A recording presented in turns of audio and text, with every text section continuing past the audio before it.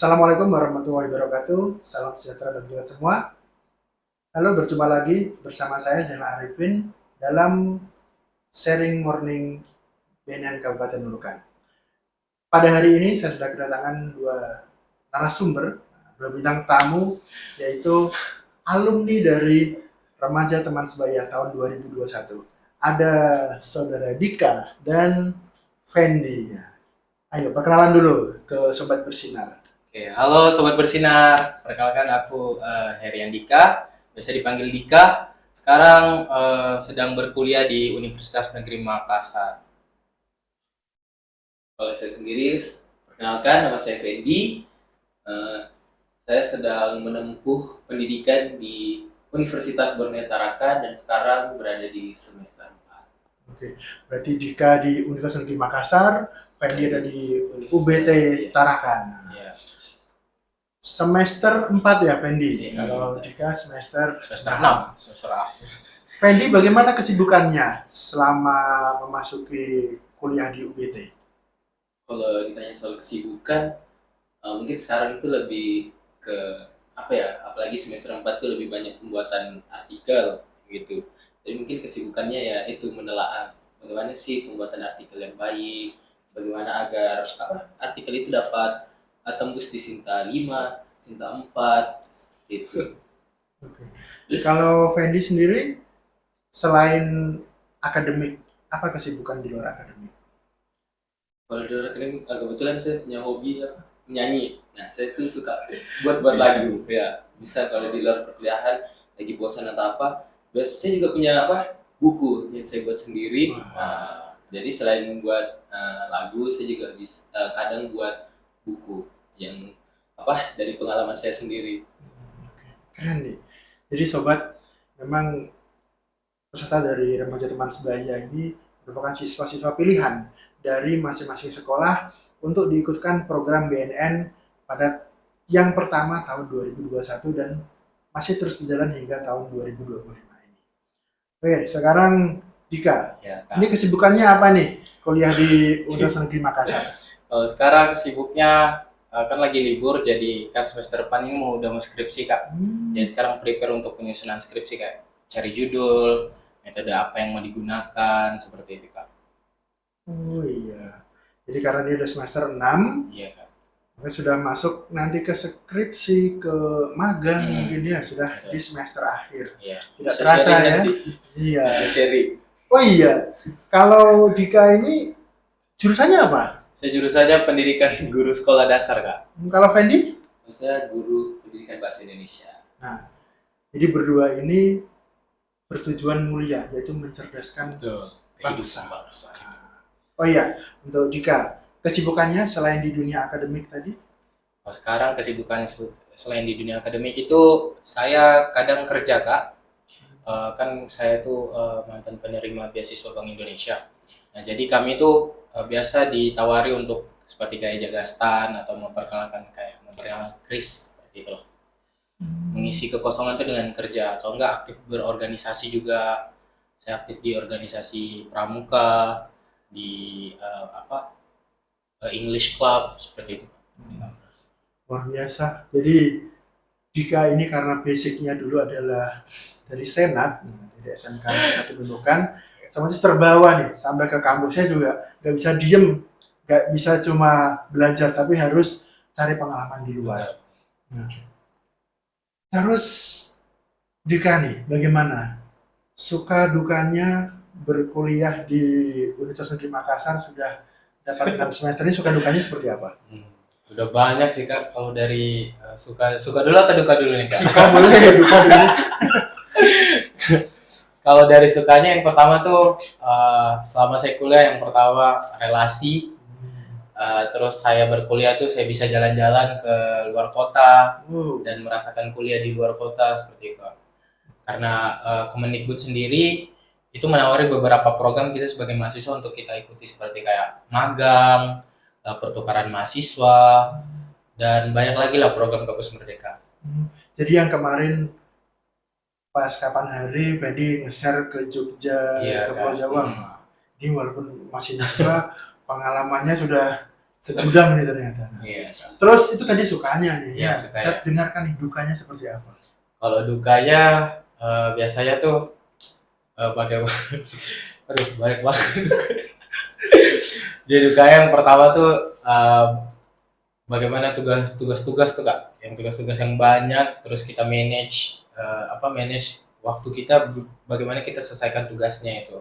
Terus tekanan dari dosen juga biasa Kak, terus tekanan dari apa? Tekanan dari waktu kalau kita kadang kumpul tugasnya itu telat. Jadi sering dapat hukuman nggak ini? Enggak juga sih Kak, alhamdulillah. Alhamdulillah. Alhamdulillah enggak. Jadi jangan sampai lah ya mahasiswa baik-baik dapat hukuman ya. Apalagi jauh dari orang tua nih. Iya Kak, betul. Terus Fendi, bagaimana nih suka dukanya selama 4 semester di UBT Tarakan? Kalau suka duka mungkin dukanya terlebih dahulu, jadi yang pahit dulu. Ceritakan dulu pahitnya Iya, nih. yang pahitnya dulu. Kalau soal dukanya nih mungkin karena saya baru semester 4.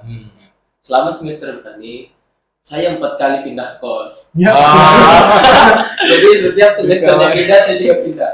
Mungkin dari lingkungannya, terus apa?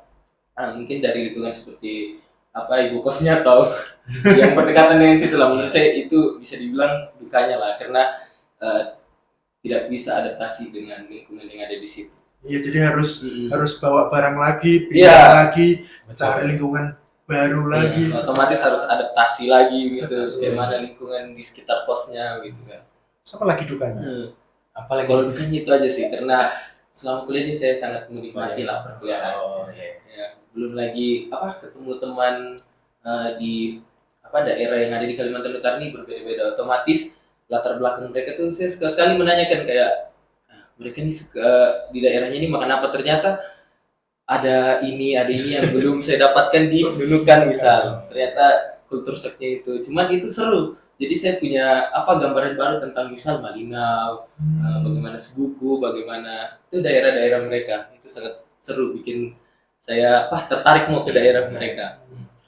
Jadi sukanya ini karena itulah Indonesia. Iya. Berbeda-beda tapi tetap Relasinya satu. jadi luas gitu. Nah, selain itu Fendi ini juga setiap ada kegiatan BNN di kampus UBT saya selalu kabari. Masih ingat Fen waktu kedatangan Pak Petrus Golose tahun 2023 akhir Wah, keren-keren. perform. Fendi ini karena berhobi nyanyi, Nyanyi. perform di depan Pak Golose sampai dikasih hadiah jaket waktu itu. Jaket limited edition. Ada satunya.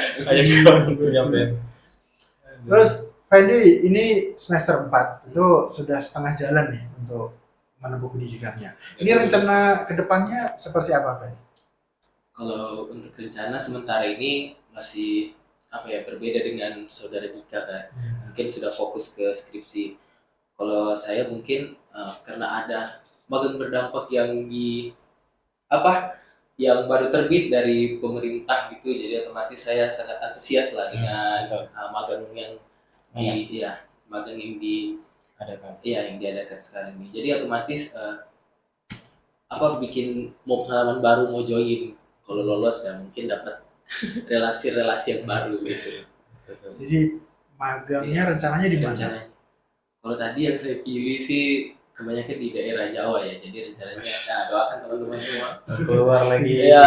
Jadi nggak mau kalah dengan Dika ya. Kita sudah sampai ke Jogja, sampai ke Jawa Tengah. Iya, inspirasi. Jadi berdua ini saling mengasih kabar. Oh ternyata di sana seru nih. Nah, jadi juga nggak mau kalah nih.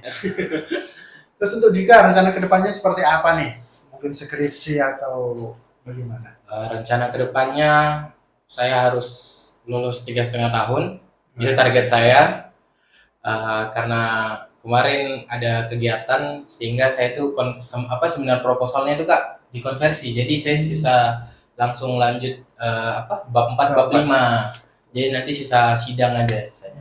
Ini dan rencananya juga seperti Fendi juga. Saya juga ikut daftar magang berdampak, tetapi dia di Pulau Jawa, saya cuma di Makassar aja Kak. Apa kan kemarin Ya. sudah ke Pulau Jawa. Yang Gantian penting lah. pengalamannya lah Kak. gantian. Saya cari pengalaman mengajar, dan itu kan saya pilihnya itu salah satu perusahaan yang mengembangkan teknologi dalam pendidikan, Kak. Jadi saya mau pengalaman itulah kayak penting banget saya rasa. Jadi itu plan saya sih ke depannya. Karena mungkin teknologi yang terus berkembang, Iya. jadi mau tidak mau, suka tidak suka, dunia pendidikan juga harus mengikuti. Betul banget. Nah, Dika ini juga sering ke luar negeri ternyata. Saya ceritakan, Dik, kok setiap menceritakan Kuala Lumpur itu Dika kok langsung connect, seperti apa nih?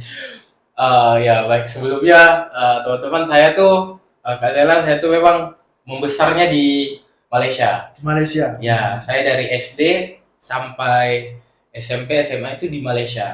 Kalau TK sana juga? TK enggak, TK saya sempat di Nunukan.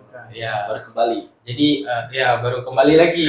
Saya ke Malaysia baru selesai SMP SMA tuh baru balik lagi ke Indonesia gitu kan. Jadi setelah masuk ke SMK Negeri 1, Dika ini betul. berjauhan dengan keluarga. Iya, Kak.